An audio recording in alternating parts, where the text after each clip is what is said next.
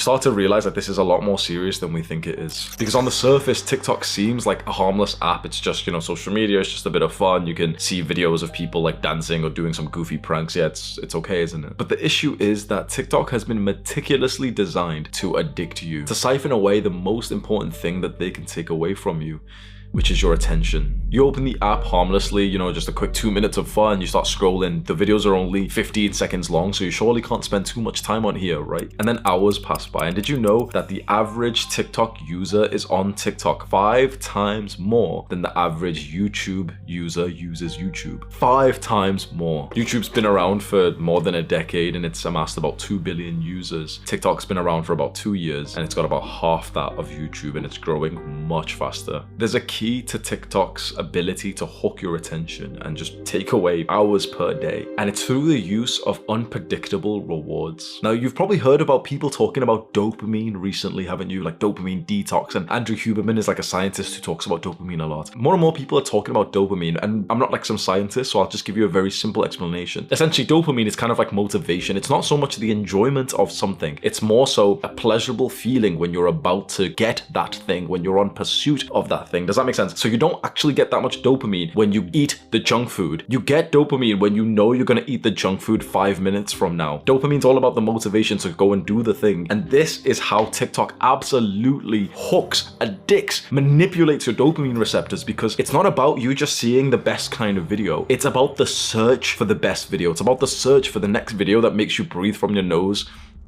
Just scrolling and scrolling and scrolling, and your dopamine's just hyperactive because you never know, the next scroll might be really, really interesting. If you've ever studied psychology, you might know that there's a very famous experiment that found this out like decades ago, and this was called the Skinner rat box. B.F. Skinner is a very famous psychologist, mostly because of this experiment. B.F. Skinner ran an experiment where he put rats inside of a box. Skinner observed that the animals responded most to random rewards. The mice or rats or pigeons would press a lever and sometimes they get a small treat, other times a large treat, and other times nothing at all. Unlike the mice that receive the same treat every single time, the mice that receive variable rewards seem to press the lever compulsively. This is the key to TikTok's addiction strategy. You couple that strategy with the fact that Tinder has an endless scroll. Like, you can't get to the bottom. You just keep scrolling and scrolling and scrolling. It's almost like it's psychological warfare, because you see that the creators of TikTok know what they were doing when they created a platform like this. They know that this would addict you severely, and that there's such a level of friction to stop the pursuit of the next dopamine-filled TikTok. To close the app is actually kind of difficult. It's not uncommon for us to hear of some young guys who are spending more than 1 to 2 to 3 hours per day on TikTok, and there's literally some guys who are more on the extreme side, 5, 6, 7, 8 hours a day. I can already sense that there might be some people watching this who may have fallen victim to like the Jeffrey propaganda that's come from these companies, and you might literally have like this conscious thought right now thinking, oh, but like, you know, it's not that bad. Like, I only do it a little bit. I only do it like 1 hour a day or 2 hours, or, you know, like everyone else in my school uses it. You've got to understand, having a thought like that actually shows that you don't have much respect for yourself.